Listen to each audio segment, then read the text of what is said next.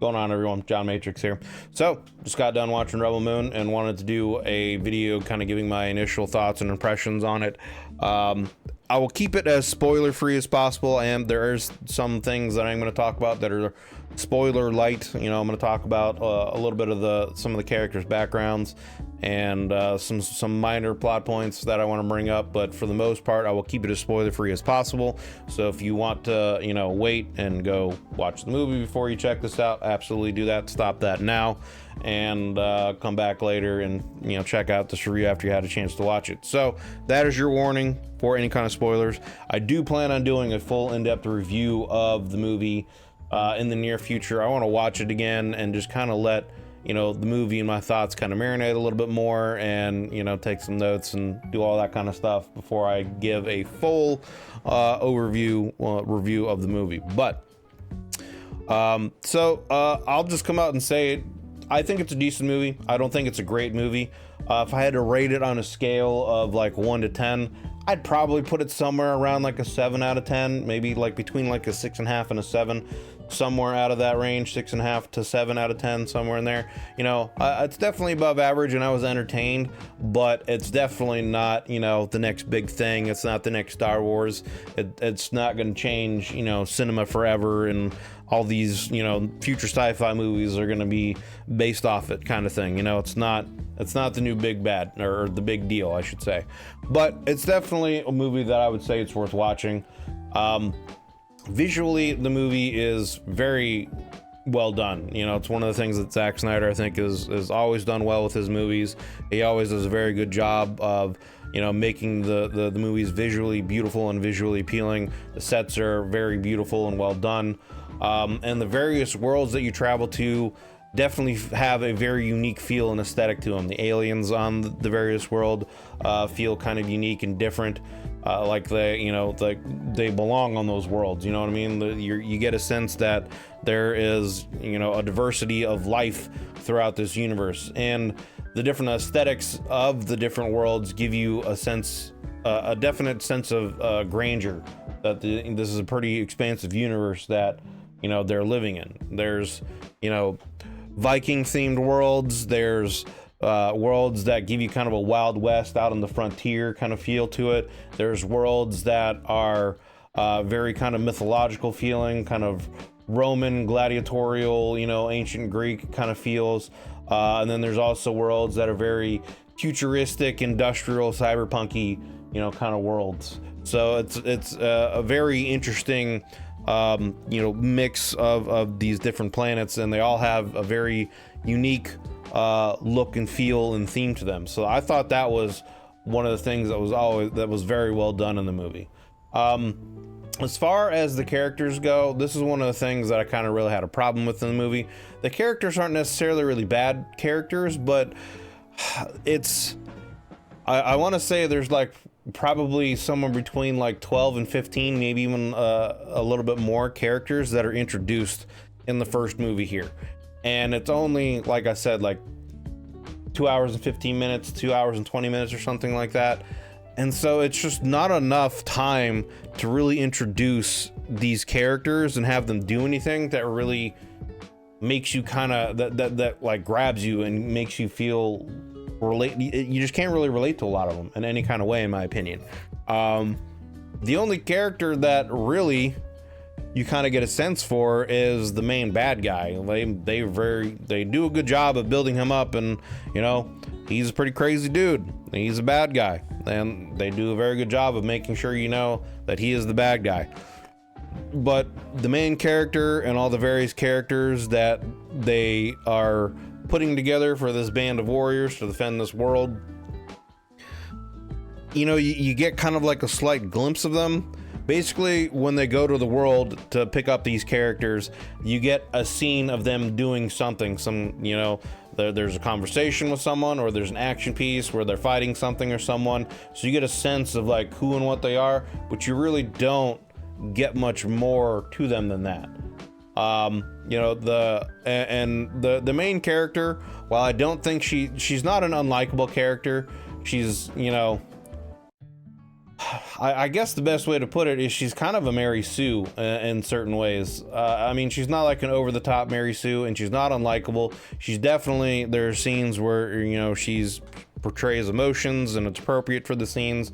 So she's not like this, you know, super stoic, unrelatable, unlikable character. But in any of the scenes where there's like a fight going on that she's involved in, you very much get the sense that she can just take care of everything.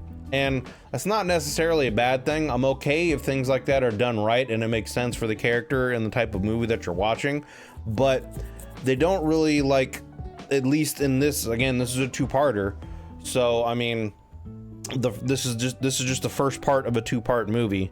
So a lot more might be revealed in the second part, which comes out in April. But for now, for what we've been given, you know, the background that they give on the main character, her name's Cora. She's on this, you know, farming world that she settled in. She's a fugitive, apparently. For what, we don't necessarily really know. They kind of give you some hints as to what it is throughout the movie, but they don't really explain exactly what happened or what she did to become a fugitive. She's on this world, and some soldiers from the mother world, that's what the Empire is essentially called in this, if you want to compare it to Star Wars. It's just the forces of the mother world. They show up on this farm world.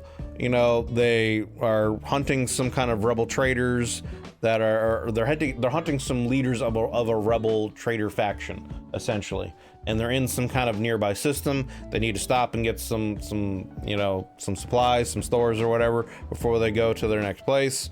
And so, of course, they, you know, ransack everything. They kill, you know, the leader of the place, and she happens to be there. She takes objection to it. It gets up into a big fight and kills the soldiers that were stationed there after the admiral had left, you know. So after that happens, she goes off world and basically starts gathering people to help defend this planet. That is the overall plot of part one. And the only real background we get of the main character, Cora, is that she was, when she was a child, she's essentially an orphan of war.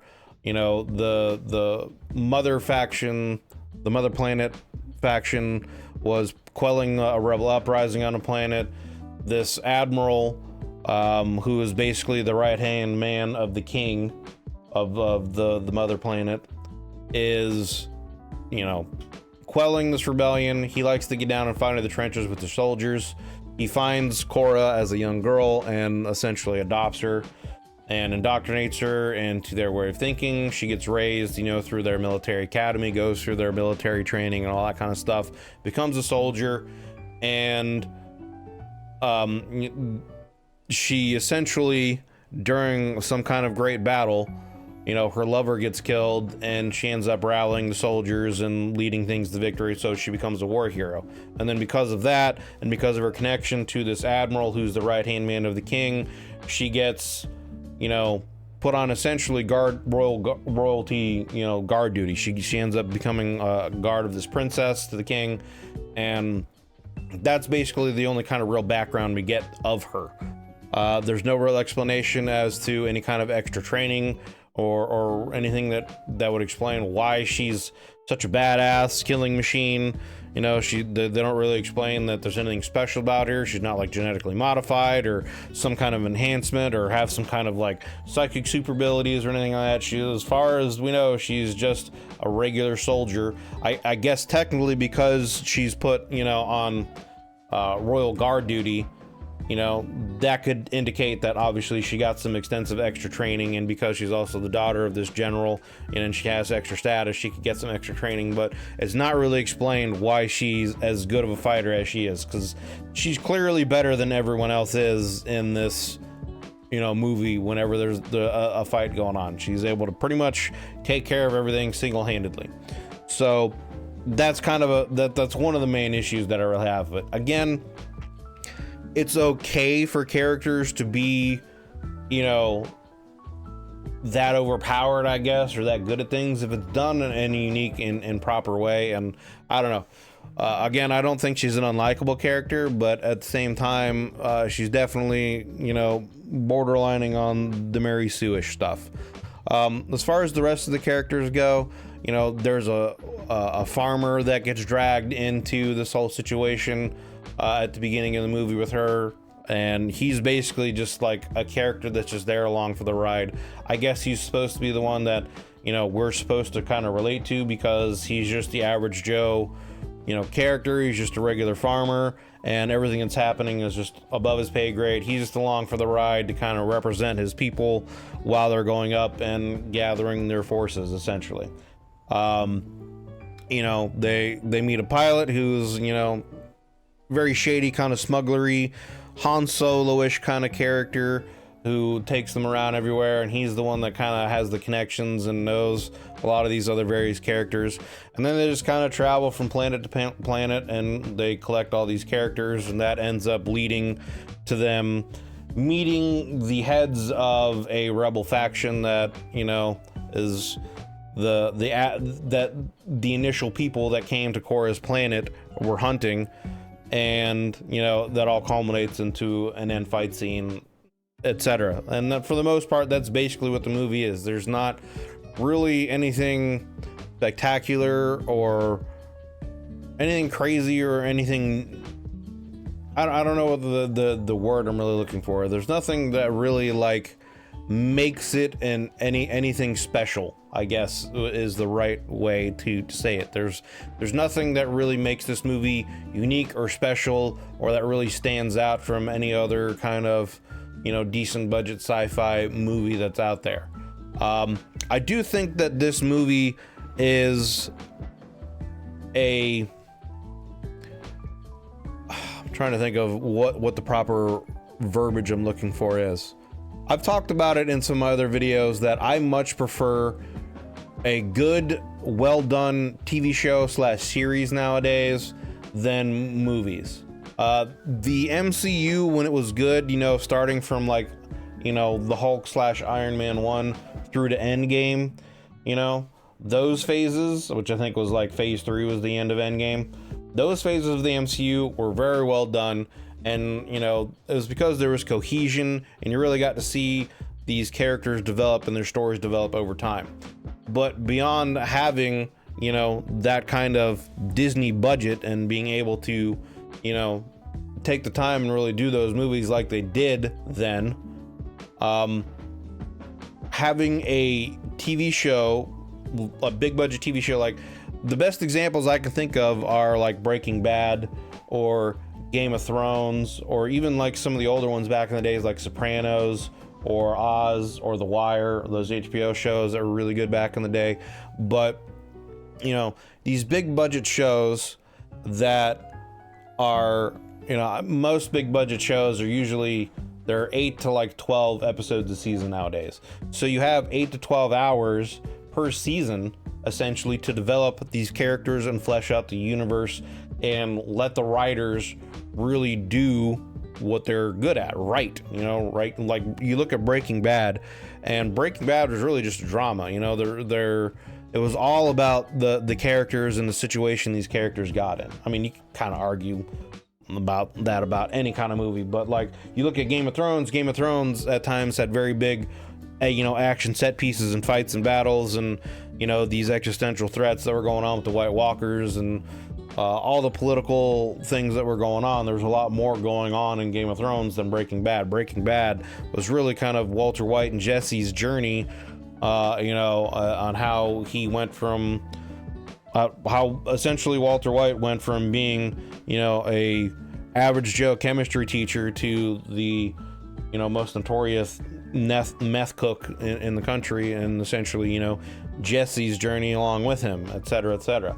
And the reason why the show was so great is because of how well written it was and the ability that they had to really flesh out the characters of the universe. And I feel like a movie like this with Rebel Moon, it would be better done in like a 2 or 3 season show. Like, I don't know. I just don't feel like they were able to have enough time to really flesh out these characters, to really grab you so you can relate to them and make things interesting. It really felt like there were a lot of conveniences and or things that happen in the movie to push the plot forward, which is what a lot of movies are nowadays. Again, I still think it was an entertaining movie and was visually a very beautiful movie, and the story's not terrible. Like there's definitely parts of the story that dragged me into it and it's made me want to learn more about the universe. I do want to see the second one. I'm looking forward to seeing the second half, to seeing how the story ends and how it's going to flesh more things out. But from just this one single movie, it didn't really, do anything that it's not making me want to sit here and really watch it again. Most great movies or shows or something like that, when you finish it, you're like, God, I really want to sit down. I really want to watch that again. I want to go through that again and go through that journey and, feel what the characters felt, during these interesting and crazy situations. It didn't really grab me that way. So, I mean, I guess that's kind of really overall how I feel about it. There's not really much else to say that won't get into like spoiler territory. You know what I mean? And again, like I said, I plan on doing a more in-depth review of the movie once I've watched it maybe one or two more times and kind of really let my thoughts, on the movie marinate and be able to really, drill some points, into it, and also give people a chance to actually watch it, because I am going to get into some heavy spoilers with it. So let people watch it and all that kind of stuff. But so I mean, yeah, that's my initial opinion. I think it's a decent movie. I think it's worth watching, but it's nothing that's super grand. It's nothing that's gonna redefine movies or, in my opinion, like really catch you. For some people, it might be, they might get more of that experience. They might relate to the characters more in the setting, and the setting universe is definitely good. And like I said, I just feel like it's a situation where if it were done in a TV show series format and done properly. I mean, you could say that about anything done properly. If anything's done properly, it's going to be good. But I just feel like this would have been, from what I've seen so far, this would have been better done in a TV series format. So, I mean, we'll see what the second movie brings and how it fleshes out the characters in the universe more when that hits in April. I think it's April 12th. But yeah, so that's my initial thoughts, guys. Let me know what you think about it in the comments down below. And like I said, again, I plan on doing a full review of it sometime in the near future. But until then, I appreciate you guys checking out this video here and watching with me. Let me know your opinion of it. Do you agree with me? Do you disagree with me? Did you enjoy the movie more? Did you give it a higher rating than I did? Like I said, I would put it somewhere between like a 6.5 and a 7 out of 10, somewhere in that range. It's worth watching, but nothing that really stands out as far as it goes. So, but yeah. Thank you guys for watching this. I appreciate it. Consider leaving a like and a sub if you enjoyed this, as it helps the channel, helps me grow. And yeah, that's gonna be it for now. I'll see you guys next time. Hope you're having a wonderful day and a wonderful holiday season so far. Talk to you later.